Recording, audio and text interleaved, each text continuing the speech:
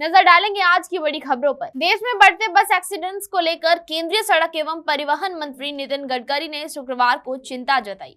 उन्होंने अपने x account पर नया प्लान शेयर करते हुए लिखा, भारत में बस की बॉडी की क्वालिटी को बढ़ाने की जरूरत है। इसके लिए मैंने भारत एनसीएपी के तहत नए मानकों को अपनी मंजूरी दे दी है। उन्होंने बताया कि ये नए मानक ओरिजिनल इक्विपमेंट मैन्युफैक्चरर्स और बस की बॉडी बनाने वाली कंपनियों दोनों पर समान रूप से लागू होंगे।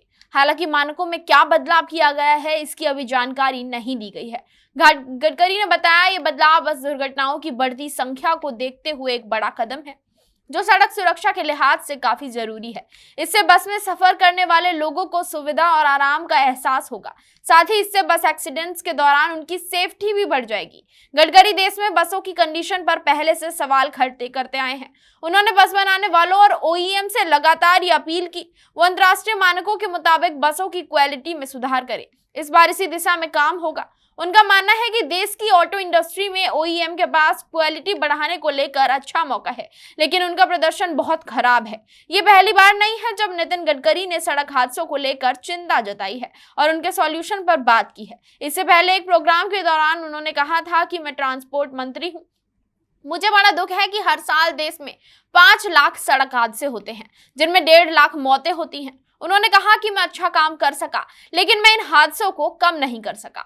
उन्होंने बताया कि इन सड़क हादसों में सबसे अधिक 18 से 34 साल के 60% युवक मारे जाते हैं। वहीं आम आदमी पार्टी के राज्यसभा सांसद राघव चड्ढा को दिल्ली में आवंटित टाइप 7 सरकारी बंगला खाली करना पड़ सकता है। दिल्ली की पटियाला हाउस कोर्ट ने शुक्रवार यानी 6 अक्टूबर को अपने उस अंतरिम आदेश को वापस ले लिया है, जिसमें उसने राज्यसभा सचिवालय को राघव चड्ढा से बंगला खाली न करवाने का निर्देश दिया था।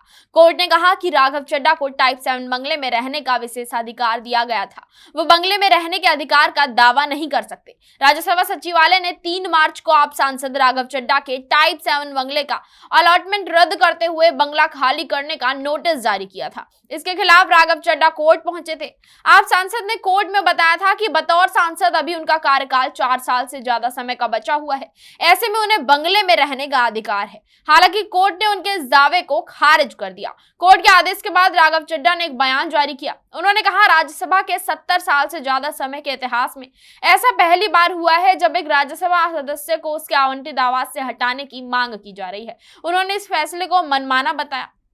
राघव चड्ढा ने आवास को लेकर विवाद के पीछे भाजपा को जिम्मेदार ठहराया है। उन्होंने दावा किया कि उनसे पहले भाजपा सांसद सुधांशु त्रिवेदी, राकेश सिन्हा, बसपा सांसद दानिश अली और पूर्व भाजपा सांसद रूपा गांगुली को भी टाइप 7 बंगला अलॉट किया जा चुका है। ये सभी पहली बार चुने गए सांसद थे। आप सांसद ने अपने बयान में बताया कि राज्यसभा के 240 सांसदों में से 180 सांसद ऐसे आवाज में रहते हैं जो उनकी पात्रता से अधिक है।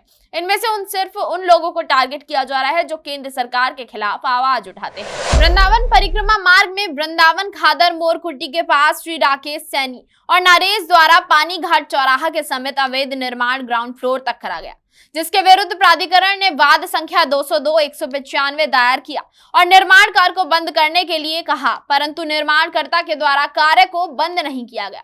वो लगातार निर्माण का जारी रखा, जिसके फलस्वरूप प्राधिकरण के ओसीडी प्रसून द्विवेदी द्वारा इस अवैध निर्माण को गिराने के आदेश पारित किए गए और नोटिस तामील कराई गई, परंतु निर्माणकर्ता के द्वारा अवैध निर्माण को हटाया नहीं गया, जिस कारण से आज प्रसून द्विवेदी के नेतृत्व में वृंदावन थाने की पुलिस फोर्स के साथ खादर में किए गए अवैध निर्माण को गिरा दिया गया। इस दौरान स्थल पर पुलिस बल उपलब्ध था तथा प्राधिकरण के सहायक अभियंता राजेश्वर सिंह और अवर अभियंता SD पालीवाल मौजूद। केंद्रीय गृह मंत्री अमित शाह ने शुक्रवार 6 अक्टूबर को कहा कि अगले 2 साल में नक्सलवाद को पूरी तरह खत्म कर देंगे। शाह ने बात नक्सल प्रभावित राज्यों की मीटिंग के दौरान कही। गृह मंत्री ने यह भी कहा कि 2022 में नक्सल प्रभावित क्षेत्रों में सबसे कम हिंसक घटनाएं हुई हैं, जिसके चलते होने वाली मौतों का आंकड़ा भी पिछले 4 दशक में सबसे कम रहा। शाह ने यह भी कहा कि हम नक्सलवाद के हर रूप को जड़ से खत्म कर देंगे। वहीं अफसरों ने बताया कि 2022 में नक्सली हिंसा में 77% तक की कमी देखी गई। 2010 में यह काफी ज्यादा थी। रिव्यू मीटिंग में महाराष्ट्र, आंध्र प्रदेश और झारखंड के मुख्यमंत्री मौजूद रहे। महाराष्ट्र के डिप्टी सीएम देवेंद्र फडणवीस भी मीटिंग में पहुंचे। वहीं ओडिशा, बिहार, मध्य प्रदेश और छत्तीसगढ़ के मंत्री बैठक में शामिल हुए। अफसरों ने बताया कि पिछले 5 सालों में नक्सलवादी इलाकों में सिक्योरिटी में खासा सुधार हुआ है। केंद्र सरकार ने 2015 में नक्सली हिंसा मामले में राष्ट्रीय स्तर की नीति को एक्शन और प्लान बनाया था। अफसरों ने बताया कि 2010 से तुलना करें तो 2022 में नक्सली हिंसा के चलते सिक्योरिटी फोर्सेस और आम लोगों को होने वाली मौतों में 90% तक की कमी आई है।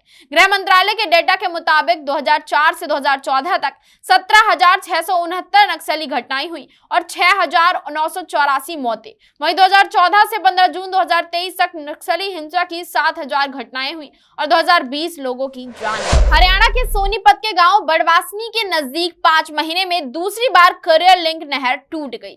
यहाँ 150 फुट के एरिया में कटाव हुआ है, जिससे चिटाना रोड समेत किसानों के खेत डूब गए हैं। किसानों की खड़ी कई एकड़ फसल को भारी नुकसान हुआ। इसके साथ एक गौशाला में भी पानी घुस गया। गौशाला से गौवंश को दूसरी जगह शिफ्ट किया गया। ग्रामीणों का कहना है कि ये नहर जगह जगह से जर्जर हो चुकी है। वहीं नहर टूटने की सूचना के बाद प्रशासन मौके पर पहुंच गया।